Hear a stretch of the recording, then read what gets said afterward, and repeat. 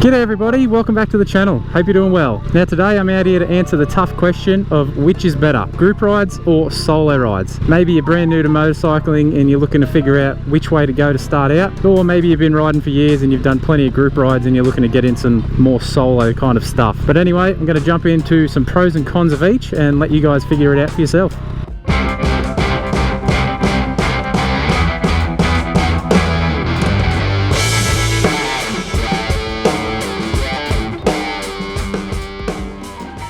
Now I'm going to start the video off with the group ride side of things. We'll kick it off with the pros.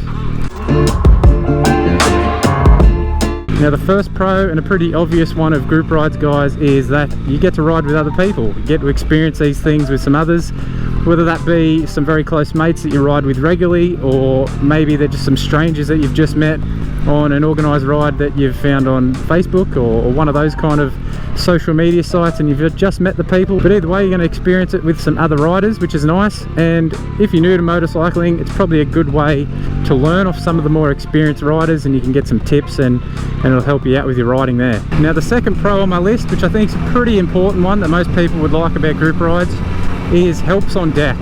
Now what I mean by that is if you have some bike issues, or in the unfortunate event of you crash, you come off your bike, there's some people with you. Most people aren't that heartless and not going to leave you on the side of the road to fend for yourself, so most other riders will pull up and help you out and get you out of that situation. So that's a really big pro of group rides, guys. If anyone out there is worried of having issues on their own, you've got someone with you that most times is going to help you out. Now the third pro that I've got for group rides is it's good for time poor people. Now what I mean there is some people have a really hectic life work schedule, so they might not have the time through the week to plan out their rides and where they want to go, what they want to do, if they want to do a multi-day trip, things like that. This just makes it really easy for those kind of people to just basically rock up and go for a ride. If someone else wants to take the initiative and plan the ride out, people like that can just turn up and go for it. Now there are companies out there that you can reach out to and you can pay your money and go for a ride with them. Everything's organised and they'll help you out should you have any issues on the road or on the track. I've done it before with some companies, and yeah, it's great if you're looking to just turn up and go for a ride. Now I've just done 3 pros and 3 cons of each, guys, so that's the pros for group rides. We'll move on over into the negative side of things with some cons on group rides. Now the first con for group rides, I think most people will agree with this one, is some people are just unreliable. There's no other way to put it. If you've done group rides before, then you've probably been in a situation where everyone's ready to go and there's just that one person that's late or something's going on, they're too busy doing something else and everyone's waiting on this one person. Now if you've been on group rides and you haven't had that situation, you've either been really, really lucky, or you're that person holding everyone else up. Now it's not a deal breaker. If it's your close mates, like, you just put up with this and, you know, put a bit of crap on them, have a laugh, it's all fun. But it's just something to consider, guys. If you're looking to just get out there and get on the bike and go for a spin and not wait around, well, yeah, maybe the group ride isn't the one for you. The second con of group riding is easy decisions can be made a lot harder. Now let's just say you're planning out the day and you're trying to pick where to stop for lunch on the ride. 2 people want to go one place, 2 people want to go the other place. Well, there's going to be a conflict there and you've got to make a compromise. So just easy decisions like that of where to eat food, maybe where you want to fuel up, or what track you want to go down, or what road you want to take. All these little decisions become a lot harder when you've got 4, 5, 6, maybe even more people, and everyone has a different opinion, a different thing that they want. So just another thing to think about with group rides, the planning of the whole thing can be a bit more difficult in some instances. Now the third and final con that I've got for group rides, guys, is that people ride at different speeds.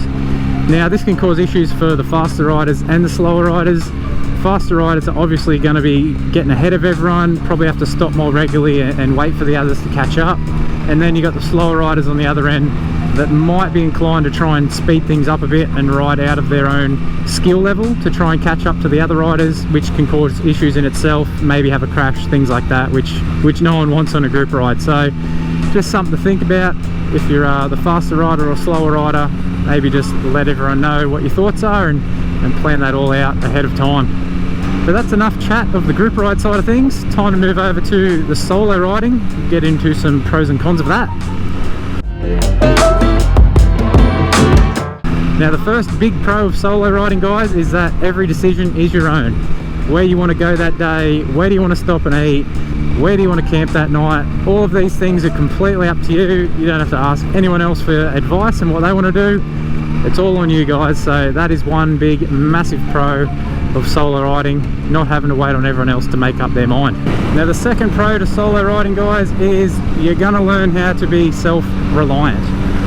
Now if you're going out on your own, even just for a day ride on a street bike, you're going to want to have some kind of level of self-sufficiency, knowing what to do to your bike if you have certain issues like flat tire, things like that. But then up to the long camping adventure type trips, if that's the stuff you want to do, yeah, you're going to have a lot more self-sufficiency with everything you pack and take, stuff like that. So it can be a bit of a steep learning curve at the start, especially if you're new to motorcycling, but it's a really rewarding one once you figure all that stuff out and what you need and how to do it. Yeah, it's really rewarding. Now the third and final pro of solo riding, guys, is you get time to smell the roses. And what I mean by that is there's no rush. You don't have to wait on anyone, you don't have to hurry up for anyone. It's completely up to you. If you want to camp another night somewhere, you can do it. If you want to go down a random track, a random road to see where it goes, you can do it. You don't have to ask for anyone's permission. It's all up to you. So that's a massive pro in my opinion for solo riding. It's probably one of the main reasons that I do it, along with having to film things too, which can add its own issues. But yeah, being able to have that extra time and not have to ask anyone else for permission and what they want to do, that's a massive pro in my opinion for solo riding. But time to jump into some cons of solo riding. I've only got 2 on the list. Maybe I'm a little bit biased because most of the riding I do is some solo stuff. The first one on the list I've got, guys, is it can get lonely. Now if you're a very social person, you don't do well on your own for long periods of time, maybe solo riding isn't for you, but I'm sure for a day ride here or there, most people will be fine. It's probably more directed at the longer trips away, adventure type riding, that kind of thing. Yeah, it can get a little bit lonely, so it might not be for you. So the second and final con of solo riding that I've got, guys, is it's a bit of an opposite to one of the pros I listed, but it's about being self-reliant. It might turn some people off, having that whole responsibility of everything is in your own hands. You have to bring everything you need. You've got to know what to do if you get in trouble.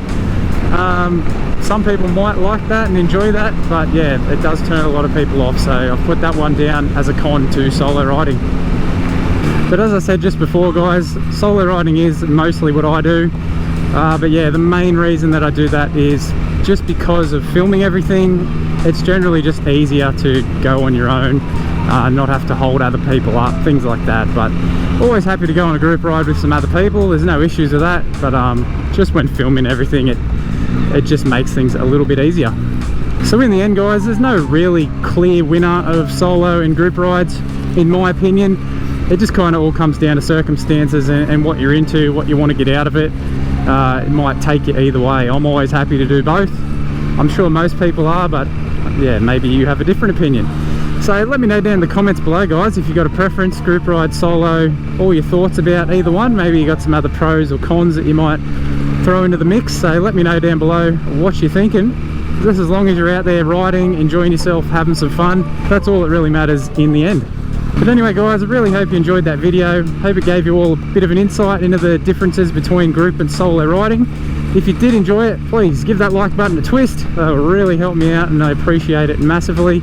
So one last thing before you go, guys, I'm looking to get to 10,000 subscribers before the end of the year. A big goal of mine, so if you can consider subscribing to the channel, that'll help me out with that goal massively, and you won't miss out on any other future motorcycle content that I got coming up shortly. But as always, guys, thanks so much for tuning in and watching the video. It means a lot to me. Really hope you got a bit out of that video. And ride safe out there, and I'll see you all in the next one. Catches.